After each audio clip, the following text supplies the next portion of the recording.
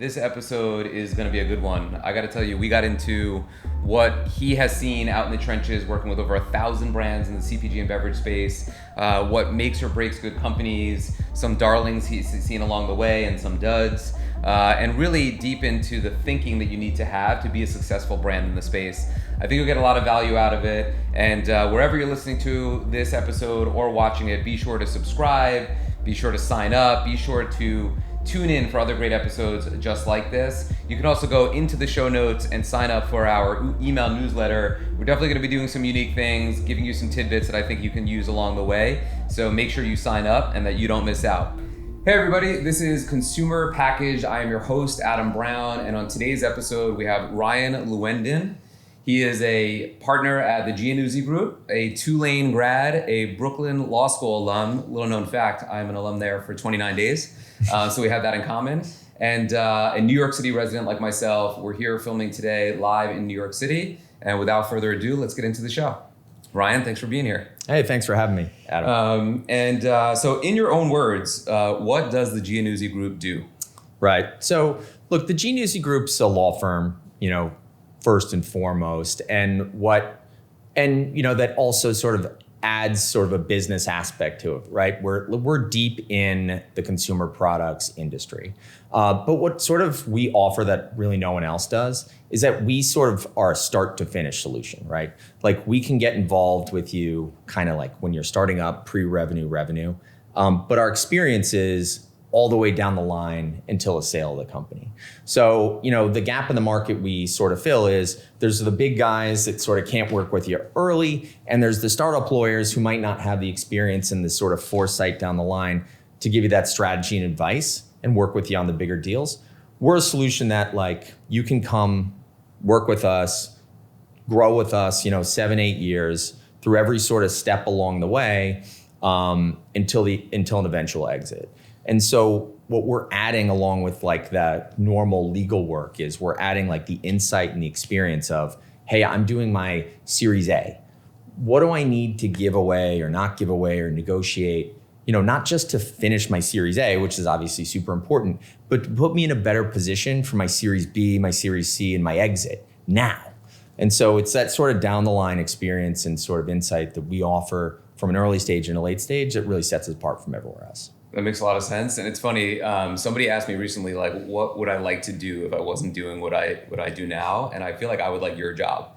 And what I mean by that is, I went to law school, 29 days, and I had an older brother who also went to Brooklyn Law School. And, 15 of his friends that went to law school had all stopped practicing law, right? And so they're like, what are you doing? And I said to myself, I don't want to be a lawyer, but I want to work with entrepreneurs. I want to start companies. And as I've gotten to know you and learned a bit about you, that's exactly what I would want to do. Work with these brands. It's why I chose CPG Beverages and Spirits. You are in that camp every single day. And so I love it. That's why I'm so thrilled to have you here as a guest, because it's kind of looking through that lens of what I could have maybe done. Maybe I should go back to law school. And on top of that, what I think is really interesting is that lawyers are not ultimately the sexiest personas in a space, but sure. When it comes to you in the space, it's a small community, and everybody. Everywhere I go, I see you liking stuff on Instagram. I see you have some connection. I think I heard you say you've worked with over 1,000 clients in and around this space. At some point somewhere, you've probably sat at a table with 1 million people in this space. I just think it gives you insane insight into this vertical. And so I think the guests are going to get a lot out of this. And I just wanted to throw that out there, that I think it's a good space to be in. And I think we can learn a lot. Yeah, I mean, one, I really appreciate that. And I agree. It's a small community. It's a really interesting community. It's something that, myself and my partners and everybody at my firm is super, super passionate about. And, this really is a life. This is our life. My best friends are in this industry. I spend all my time there. It's not sort of a 9-to-5 job for me. Right. This is, this community is something that I it's my life. I'm inextricably intertwined with it, right. On every level. And, that's what makes this really interesting. It's the law part is great and I love it. I'm super passionate about it. But, what's really what's great about my practice is you have this satisfaction of sort of working with someone early and then sort of growing and helping them every step of the way and sort of being like an outside member of the management team, right? Knowing, having this great history with the company and sort of helping them, keep from making a bunch of mistakes along the way, hopefully to a sort of a great success. Right. So it's very personally satisfying. Yeah, and I think we subscribe to the same philosophy of like helping them not step in the puddles that everyone else has stepped in before. And I think there's a general stereotype, but in this like better for you CPG and beverage space, like it's generally like good people trying to make like good products that are gonna help you live longer. I've worked in other verticals where it's not so much so. So I think it's just like a friendly, safe space. And that's why you find friends like that in this business. It's an amazing industry, right? Yeah. I mean, it's a positive industry. It's an industry where generally you're trying to do something good. Like there's some good to be done. You're trying to do something better. And you have these like-minded people that, are all positive. They're all collaborative. I mean, an outsider in this industry, if you get in, you're a good person, you're gonna make a lot of friends and a lot of connections really quick because everyone's really open and again, it's very, very collaborative. And like you said, most industries are not like that, So it's great to be able to do something every day that sort of makes you feel good at the end of the day about helping some of these people and these brands and hopefully some of these causes move forward. Totally. All right, let's get into some of these questions. So in looking at deals at every stage of a brand's life cycle, what would you say stands out as the biggest reason for success or failure? Sure. So, I mean, you can't discount sort of like access and resource, right? I mean, there's usually some edge one of these companies has in terms of succeeding, whether it's like, hey, I've got access to a lot of money, or I've got a lot of relationships, I've got a connection at a sort of co-packer, I've got some innovation here that's setting me apart. And, leveraging those obviously helps for the success. But I'd say in terms of sort of like personal characteristics, obviously drive, but like ability to sort of execute and to do what you say as a personal characteristic and as a company sort of ethos, I think that really sets people far and apart. Sort of, hey, this is what I'm going to do. This is the time frame I'm going to do it on, and then actually doing it. So many of the success in these brands is sort of built on momentum. And, it's if you're like, hey, these are our new products coming out in the fall. If they don't come out and the buyers sort of can't get them after you told them, you lose a little bit of credibility, you lose a little bit of buzz.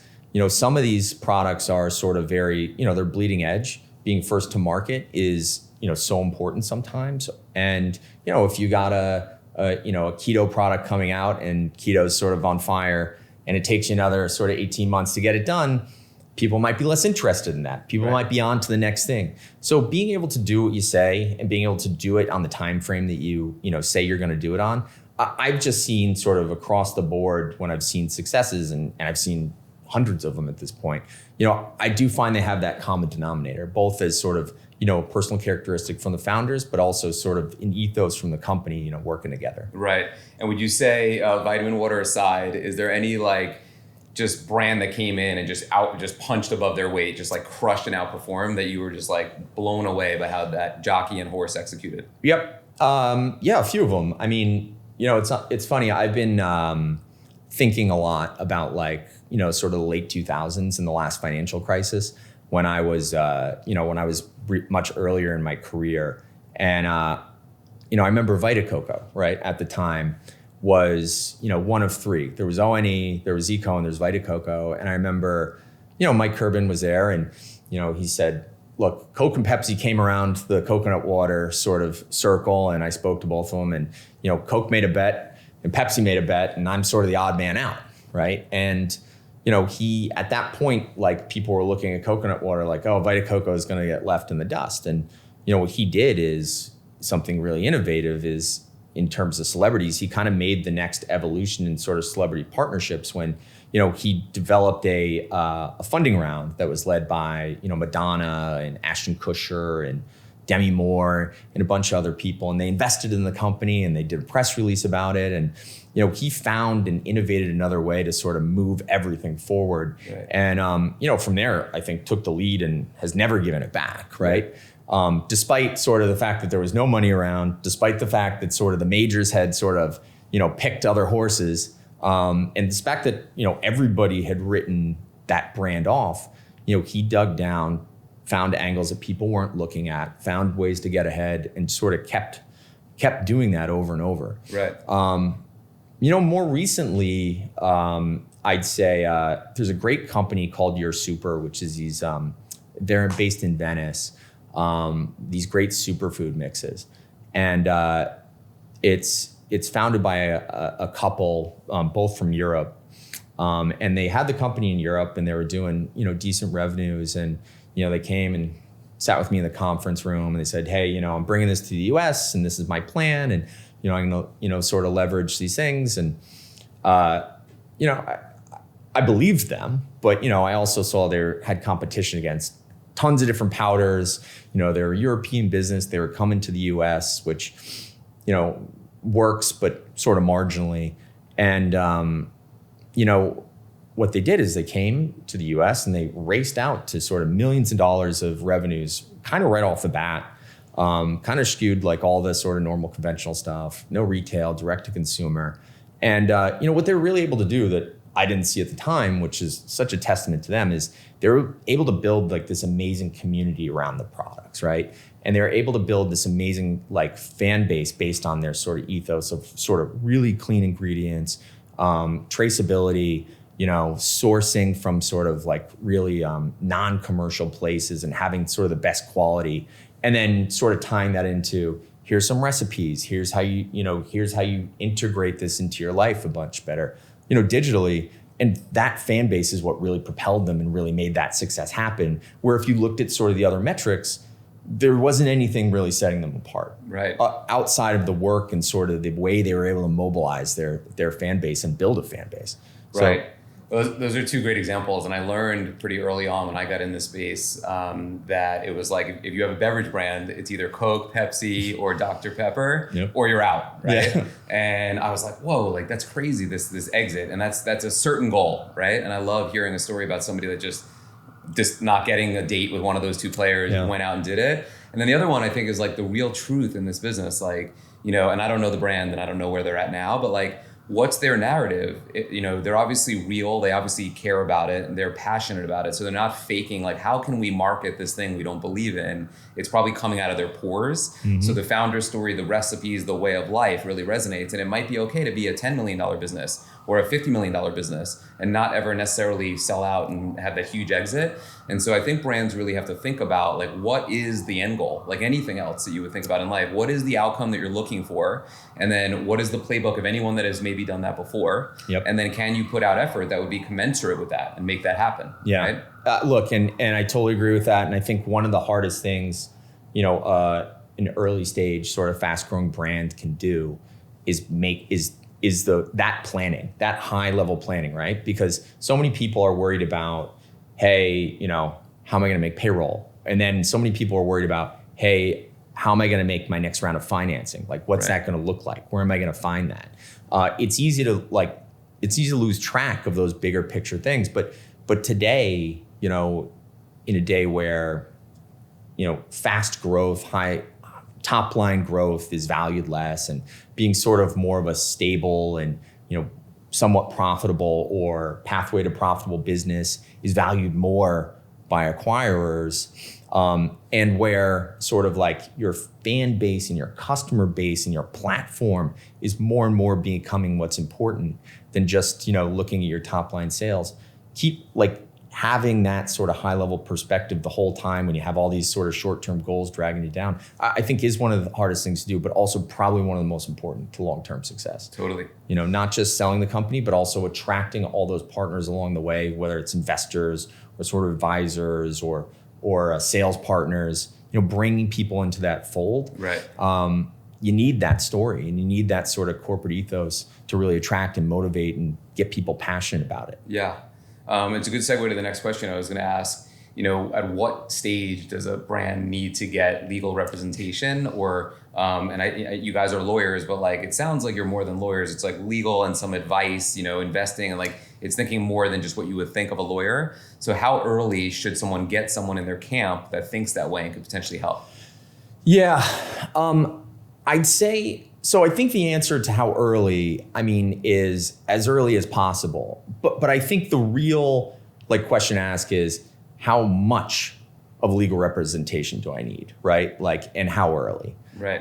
Because look, money not being an issue, You want to bounce everything off somebody who can mitigate risk and help that, but money's always an issue, right? So how do you balance, hey, I need someone to help me keep from making a mistake early, which could prove fatal or compoundingly like bad for me down the line, versus, I don't want to spend a ton of money on people, right?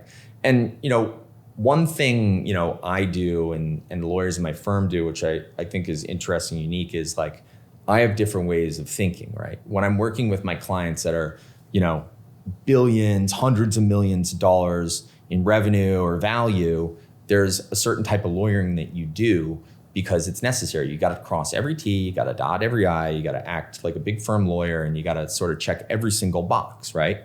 But that's not possible for a bootstrapping small company, right? And so what we also do is I have another way of thinking, which is like, all right, how do we get you from point A to point B without doing anything fatal, right? And how can you sort of like move the ball without making a mistake that like later on is going to cost you investors or prevent you from being acquired? And that's almost like I equate it to like treating you like a hot stove. Like I try to touch them as little as possible, but just try to keep them from making the big mistakes. Right.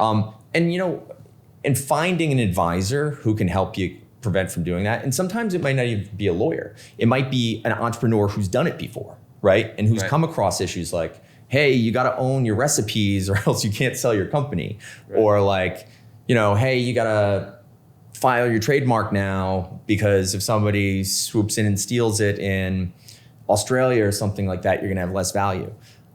It can obviously be a lawyer, but having someone to help you prevent making mistakes in areas that you're not strong in, I think is paramount, and paramount from the beginning. I love it. All right, so where do you think Brian's dropped the ball when it comes to raising capital?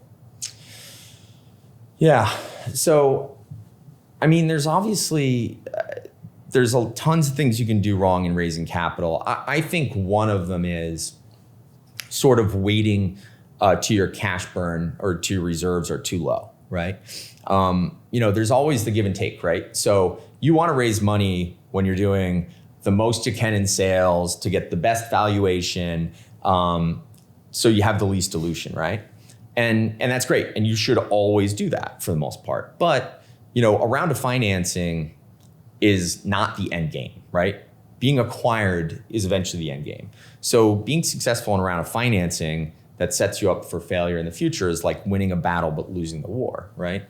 So you got to keep a line of sight towards the end game at all times. And what a lot of brands do is they focus on that financing in front of them. They wait till they're running on fumes and then they go out to raise money. And then oftentimes they're not in a good position to leverage, right? Like an investor comes by and offers them sort of like terms that they really don't want to live with. But at that point, they don't have any cash reserves to continue going. They try to stretch themselves too thin. So I usually tell people, if you're going to raise money, give yourself like 5 to 6 months, like burn. So that way you can put your materials together, you can start having conversations with people, and then, hopefully with 2 or 3 months leeway, you can start having real conversations and negotiating. And that just gives you time. If something goes real sideways, hopefully you can recover from it. Right.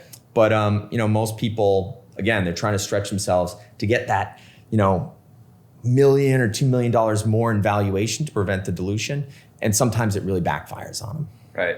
And I guess on that same point, when it comes to equity, right? Like we've talked about people throwing around equity, and in lieu of that, what do you think is like one hot take of like warning or advice about throwing equity around? Yeah. So when you're gifting equity or you're giving equity for services, I think like the most important thing to do is try to structure it in a way that the person proves it, right? So not having the person like prove it is one of the biggest mistakes, right? And I see it all the time. Like a small brand comes across someone who's like a hot shot head of sales from a company that like, is aspirational to them, right? And they're pulling them over, and the salary is out of the league, so they're trying to make it up in equity.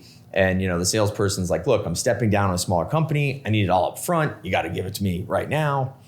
I'm not going to vest it in. I'm not going to, no sales incentive in. And I'd say like 9 times out of 10, I've seen people get disappointed by that scenario. because either the person sort of going from a big company to a small company can't execute with a small team and no budget, or it's just, or in their mind what they thought was gonna, where they thought the ball was gonna be moved to, it only got half as far, right? There's so much buyer's remorse. So I always tell people, look, if you're giving equity for something, have it vest in, or have it be performance based, or have it so that like you're getting the benefit of the bargain. If you're hiring an employee, and you're paying them $200,000 a year, you'd never give them $100,000 the first day they came to work, right? Non-recoupable for coming to work the first day. Sure. So I don't know why you'd vest in half their equity on day one either, even though lots of people ask for it.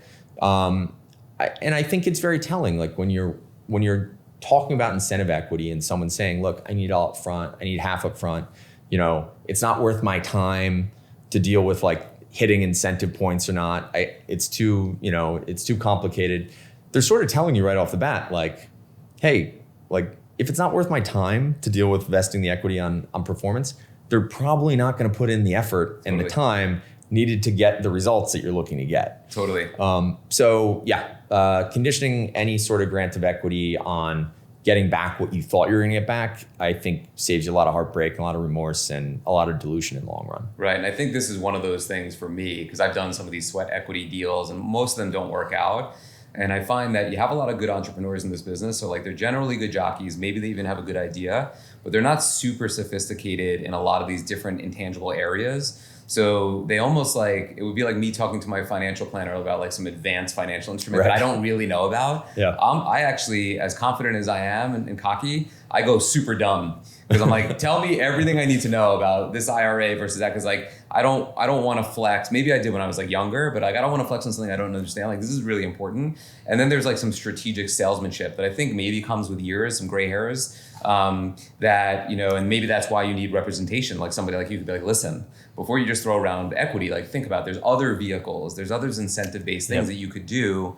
I think they just go in and flex, be like, look, I got you, I'm going to give you equity. And they don't even sell the dream. And then it ends up, has to be the vast majority biting them in the future, right? Yeah.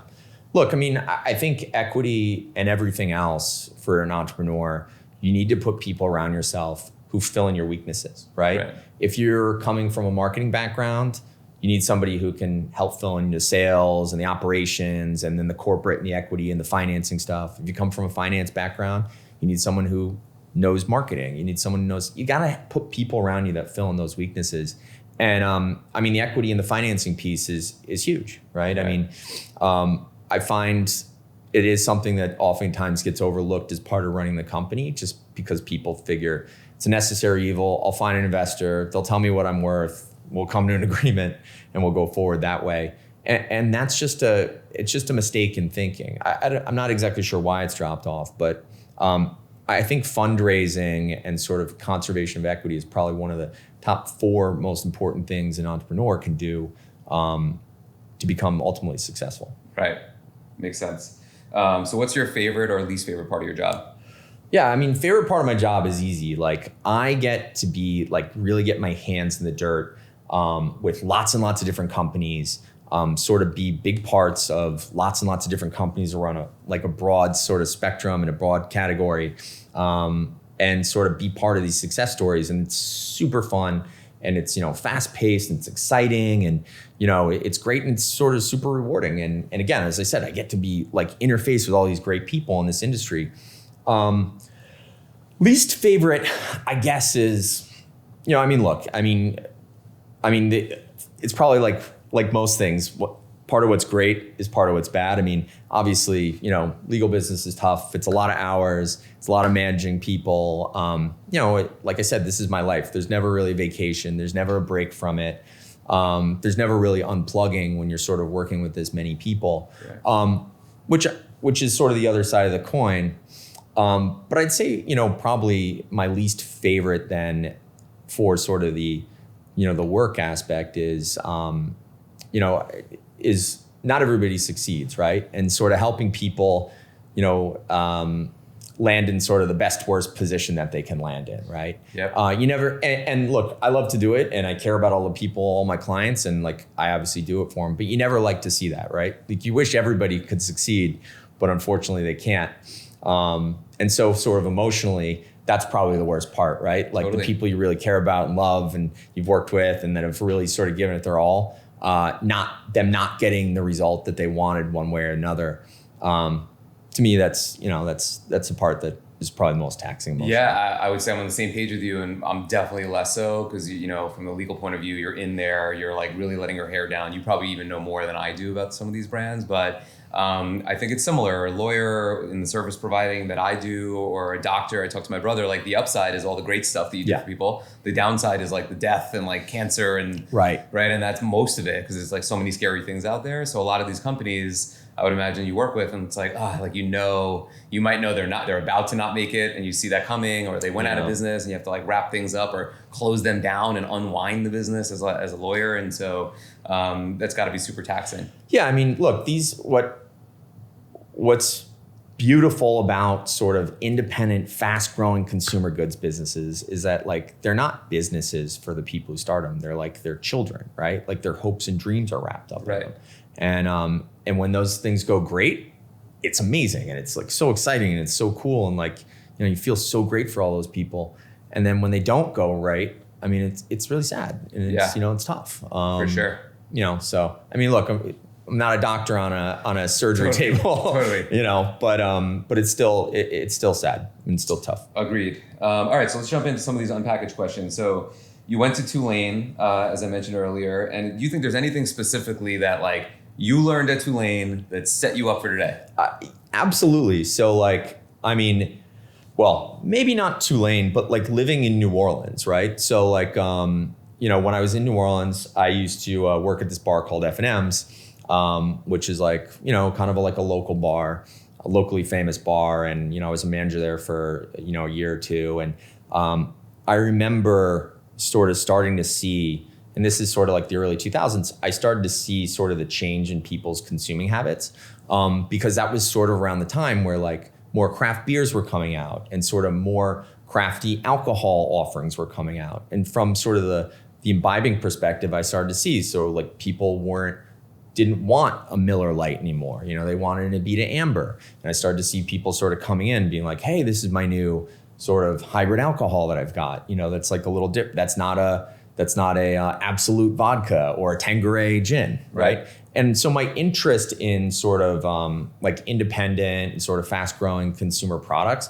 really started from there. Got it.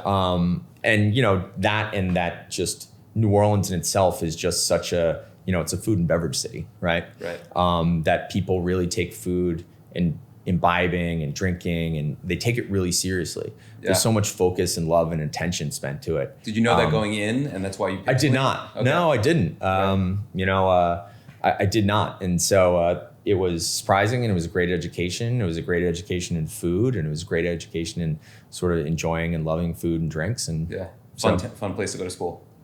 The best. For sure. The best. Okay, so we're shooting this in the middle of this pandemic situation. So what do you think? What is your hot take that's going to come from this pandemic specifically for this business? Yeah. I mean, I've been doing a lot of thinking about that and a lot of talking about that. What's interesting about food and beverage is that while I think there's a rough road ahead for everybody, food and beverage has still continued, especially better for you food and beverage. Right. They say like, there's a saying like, vice is something that is like the one thing that doesn't decrease in sort of a recession. I do think, and that's because it's sort of like, it's a little excursion for people, it like gets them out of their head. It's not that expensive. I think health and wellness is something that today is in a similar vein. I think in somewhat it's recession proof because, people have started to see health and wellness as something that's integral to sort of an escape for them. They've moved. There's less people drinking. There's more people sort of doing yoga at home. I see people, on Instagram using wine bottles as weights as much as I see them drinking from them, right? So I think that there's going to be a demand for food and beverage, especially better for you food and beverage throughout this. But I think the change is going to be in sort of how people get it, how people buy it, and how often they consume it, and how they learn about it. So I do think, and we're talking about this a little bit before the cameras were on, I think building a digital presence and a digital platform and sort of a deeper brand ethos is going to be sort of necessary for these brands out here. People want more from their brands. People are starved for attention right now. They're starved for content.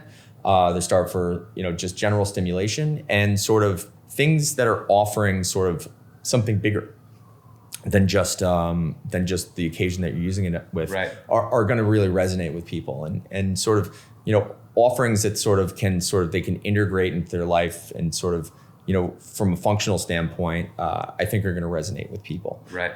So I think the brand platforms are going to become more and more important, and obviously the digital side, because I think retail is going to be iffy for a while we're in quarantine or going back in quarantine, and when we're out of quarantine, I think the way we shop is going to be sort of different, just from how packed are those stores? Is it right. a 25% capacity? Are people hustling you in and hustling you out?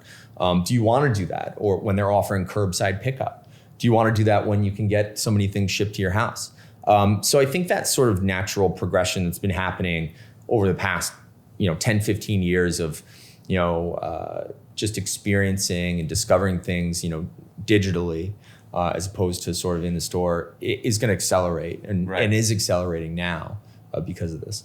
Do you think you need investors to win? No, but I think for the most part, I think for most businesses to win, you're going to need investors to put the capital in. I think that there's a small subset of businesses and brands that are profitable enough and that are willing to sort of grow slowly enough, right, that you don't need to take in money. Right. But again, that's signing up maybe for like a 20-year play, right, or a 30-year play, rather than a 5 or a 7, right? Which might be okay. Which might be fine, right? Like that's a standard, typical like business school. Hey, I make a profit and I take the profit and I take some out and I reinvest it. That's a standard type business. Now, if you want to build a brand, then you need investors. Right. If you want to build, race up, grab market share, have everybody educated about you, do everything right off the bat, then you definitely need investors, unless you're funding it, indefinitely yourself, right? But then you're the investor. Right, that's true. But outside capital for brands, absolutely. Outside capital for a consumer business, not necessarily. Right. What's a food or beverage brand, non necessarily a client, maybe a name we don't even know about, that you're really digging right now? Personally? That's a great question. Man, what am I really digging right now?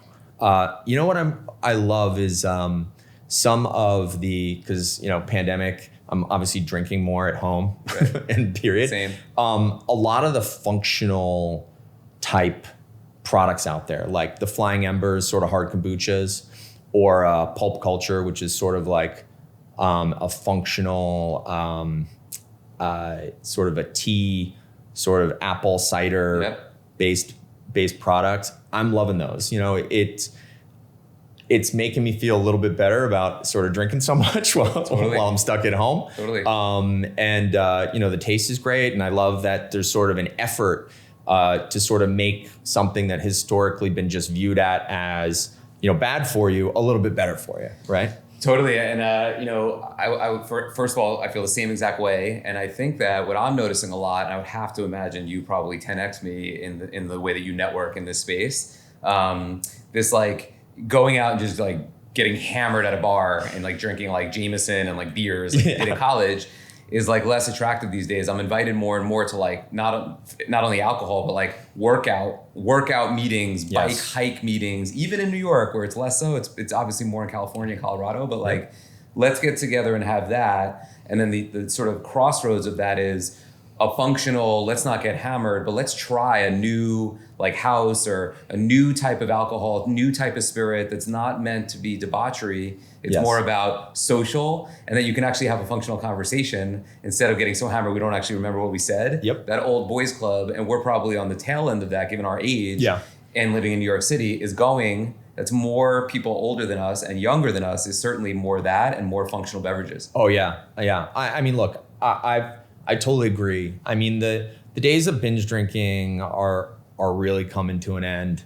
The younger people are doing it so much less. I think people our age are doing it less and less. And I agree. I'm doing so many more business meetings, like that's a workout or a hike or something like that.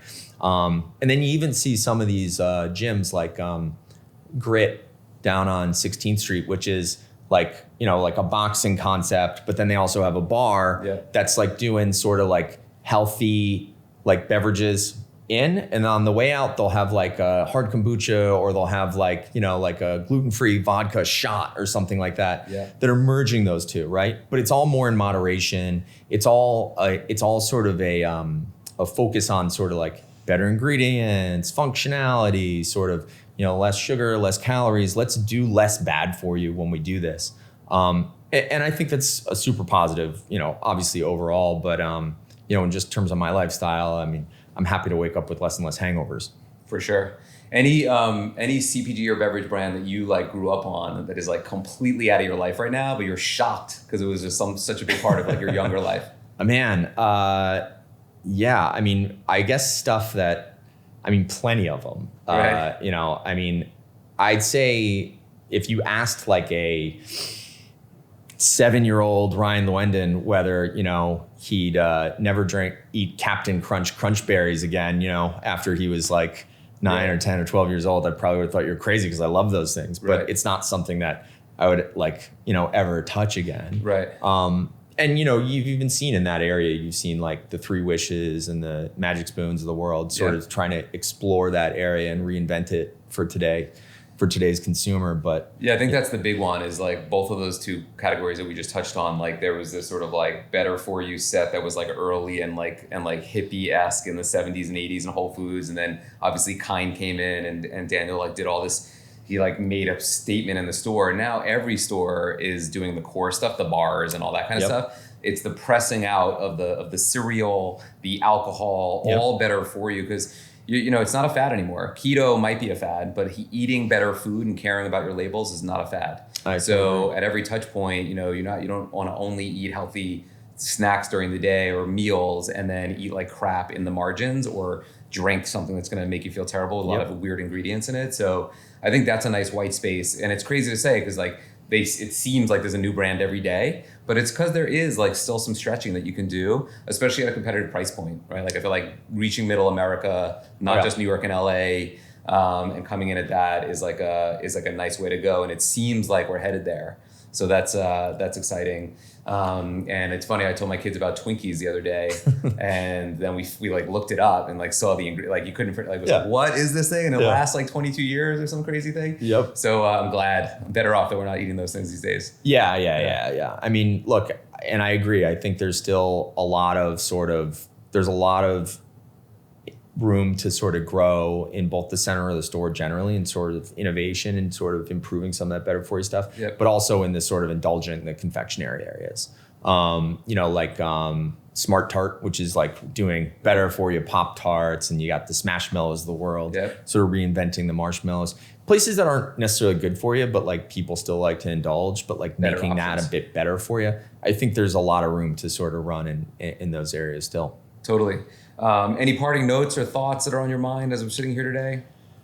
Yeah, I mean, one, thank you so much for having me. This is great. I mean, it was great to even see people, Totally.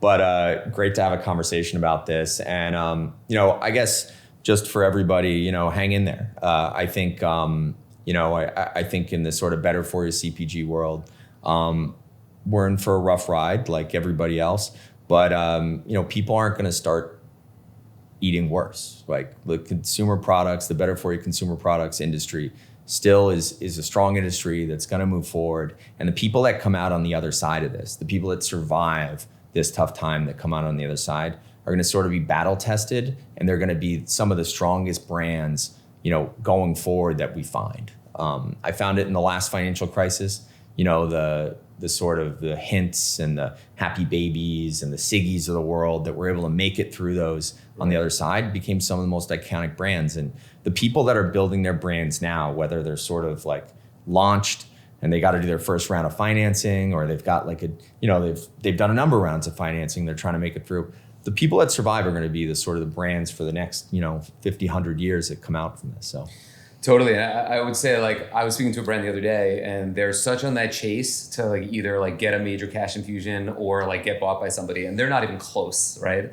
And this is happening. And we have access, and I'm looking, and like they're doing like $60,000, $70,000 a year in sales on their website, like without any effort, right? Amazing. Just whatever it is. And like they lost that fact. And I'm like, listen, you have to be a wartime general. Like you have a $60,000 revenue business without anything from the business that you care about. Yep. You could go lean, make it through, double down, call your customers, get one-on-one with them, have this relationship with them. And then when things open up, they will remember that. Yep. You will have harvested a community. Don't dump the IP and dump the brand because right now you're not going to get bought from someone big. It's just crazy. And I think owners are considering that. Like I'm just going to dump it and scrap. Yeah. And I think if they can stay the course, I think they should. And you're probably in a different position than me, but I've even like reached out to some brands and offered consulting right now. I'm like, I feel bad for some of these brands. Yep. I'm like, you can't afford me right now, nor should you. But like, I am not commuting anymore. So in the margins of the half hour to and from my office, yep. I'm going to try this out just for giggles and see like what happens. And I give like unbelievable advice that maybe they'll come back down the road, maybe not. I just feel good about it. Sure. And it goes back to this space of like, I just want to do good and put good into this space, right? Yeah. And I think it pays dividends. And that would be my hot take, especially on the heels of this conversation with you, is like, you probably have more than you think. I think most brands got into this thinking their baby was the cutest. It's why you did it. And I think they lose their way along the way because they're chasing something they probably won't get. And then they lose sight of how great their baby is. And so they throw it out. And I think it's really important to do that. I'm certain you're not giving away free consulting advice right now in your space, but like, I think especially being a networker like you on LinkedIn and just out there, you could probably reach people like you, maybe even you, to get advice, just to like have a quick conversation with. We're all sitting home. So like, use your resources, use your sphere of influence to get some of these tips and advice so that you don't make maybe a fatal mistake.